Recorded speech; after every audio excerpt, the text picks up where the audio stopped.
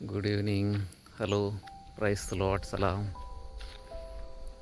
संध्याकाळची वेळ आहे आणि खूप सुंदर रीतीने आज एक एक उत्तेजना येत आहे. जसं की मागच्या व्हिडिओला मी एक रील पोस्ट केलेली, ती होती तक्रारी हृदयाबद्दल, तक्रार करण्याचं हृदय. आज परत एकदा त्याच गोष्टीला आपण पुढे कंटिन्यू करणार आहे. तक्रार करणे काय असतं आणि का बरं मनुष्य सतत तक्रार करतो? काय होतं, जसं मुंगी किंवा माशी गोड पदार्थाकडे आकर्षित होतात, किंवा जसं ते किडे असतात ना, जे घाणीमध्ये किंवा गटारमध्ये राहतात, ते तिकडे आकर्षित होतात. तसं जेव्हा तक्रार करण्याच्या तक्रारीकडे जास्ती आपलं माइंड जेव्हा आकर्षित होतो, तेव्हा आपलं माइंड अधिकतर तक्रारीबद्दल जास्ती काम करायला लागतो. आणि जितक्या जास्ती तुम्ही तक्रारी शोधणार, तितक्या जास्तीच तुम्हाला तक्रारी दिसतील. ते तुमच्या पार्टनरमध्ये असू शकतात, मंडळीत असू शकतात, सेवा क्षेत्रात असू शकतात, कुठल्याही क्षेत्रात असू शकतात. कारण कंडिशनिंग हे झालेलं आहे आपल्या माइंडमध्ये की सतत काय बघायचं, अशा गोष्टींना बघायचं जिथून आपल्याला काहीतरी निगेटिव्ह, काहीतरी तक्रार करण्यासाठी काहीतरी सापडेल. तर कळत न कळत आपलं माइंड तक्रारींकडे आकर्षित झालेलं असते.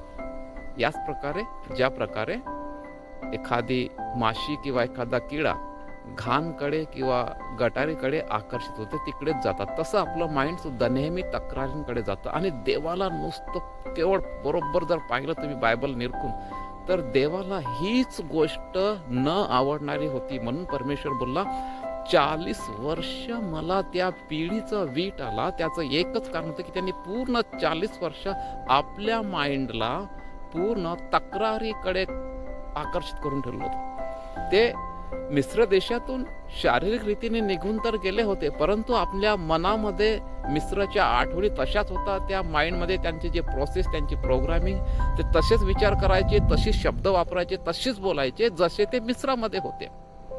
करेक्ट. म्हणून त्यांना तक्रार करणे हे काही अवघड नव्हतं. तर आज आपण सोल्युशन बघणार आहे.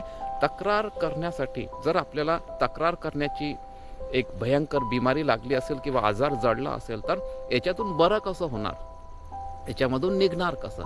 तर याच्यासाठी एकच गोष्ट आहे, ते आहे ग्रॅटिट्यूड जर्नल मेंटेन करणे. ग्रॅटिट्यूड जर्नल मेंटेन करणे म्हणजे धन्यवादी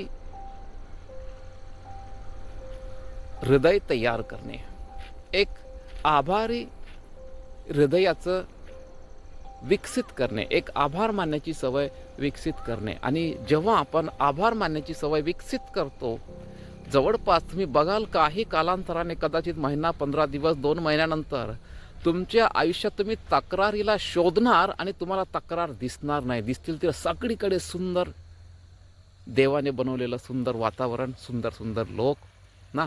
प्रत्येक गोष्ट प्रियाने या जगामध्ये सुंदर आहे. प्रत्येक गोष्ट या जगामध्ये देवाने जे बनवलं ते प्रत्येक गोष्ट छान आहे, उत्कृष्ट आहे, युनिक आहे, अनोखा आहे. परंतु आपल्याला ते युनिकनेस, ते अनोखा पण दिसत नहीं है. कारण प्रॉब्लम काय झाला है, आपलं माइंड कुठे आकर्षित झालं है, तक्रारीकडे ना. यही मैं बात आपको समझाना चाहता हूँ कि हमारा माइंड जो है शिकायतों की ओर आकर्षित हो जाने के कारण परमेश्वर ने सृष्टि के अंदर में जितनी सुंदरता से बनाया है, लोगों को बनाया है, मनुष्य जाति को बनाया है, पक्षी और प्राणियों को बनाया, इनकी ओर देख करके कभी भी परमेश्वर को धन्यवाद देने का मन ही नहीं करेगा, क्योंकि आपके माइंड को तकरार नाम की या शिकायत नाम की बीमारी ने अट्रैक्शन कर लिया है, आकर्षित कर लिया है.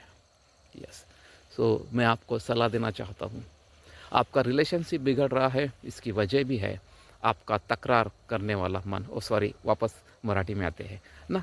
तर आज जर तुमचं आयुष्य बिघडलेलं असेल, तुमचं रिलेशनशिप क्षेत्र बिघडलं असेल, तुमचा विश्वास बिघडला असेल, तुमचं मनाप्रमाणे ठरलेल्या गोष्टी जे तुम्ही ठरवता तसं होत नसेल, जे विचार करता तसं घडत नसेल ना, जशी अपेक्षा ठेवता तसे तुमच्या पदरात येत नसेल, तर प्रॉब्लेम बाहेर नाही आहे, प्रॉब्लेम आतमध्ये आहे. कारण आतमध्ये प्रॉब्लेम काय आहे, तक्रार करण्याची हॅबिट आणि सवय इतकी डेव्हलप आणि इतकी विकसित झालेली आहे की त्याच्यामुळे तुमच्या आयुष्यात नाविन्य काहीच येत नाही. तेच तेच रुटीन, तेच तेच रुटीन, परत परत तेच.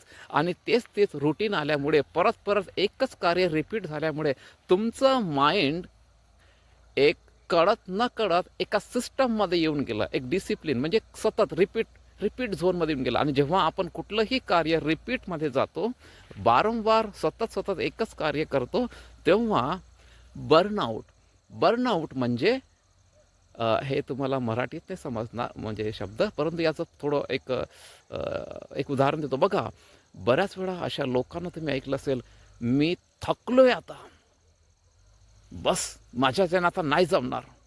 बर्नआउटचं लक्षण आहे. मी कंटाळलोय, मी वैतागलोय, हे जे शब्द जेव्हा जेव्हा तुम्ही ऐकायला भेटतात, बर्नआउट झालेली आहे ती व्यक्ती. होय, विचित्र अनुभव आहे बर्नआउटचा. आणि बर्नआउट का झालं? कारण सतत तुमच्या आयुष्यात एकच कार्य रिपीट होत आहे, दुसरं कार्य येत आहे. सतत आयुष्यभर मरेपर्यंत तक्रार आणि तक्रार. आणि तक्रारीमुळे माहीत आहे, कळत नकळत काय झालं, आपल्या माइंडमध्ये पूर्ण प्रोग्राम इन्स्टॉल होऊन गेला. आणि आता ते तक्रार तुम्हाला कधीच देवाला धन्यवाद देऊ देणार, ना तुमच्या कुटुंबांना, ना तुमच्या नातेवाईकांना, जे तुमच्यावर किंवा आपल्या सोबतीवर जे त्यांनी उपकार केलेत.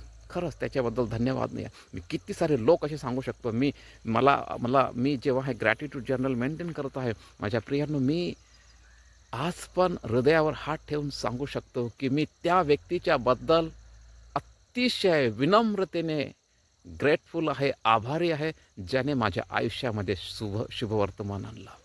जो कोणी असेल, मी नाव नाही घेणार. मी त्या प्रत्येक व्यक्तीच्याबद्दल आभारी आहे, ज्याने मला आत्मिक जीवनामध्ये वाढण्यासाठी पालनपोषण केलं आहे. मी दररोज आभार किंवा धन्यवादचे 5 वाक्य माझ्या आयुष्यामध्ये मी लिहिण्याचा सराव केलेला आहे. सो यावेळेस खूप थँक्यू सो मच.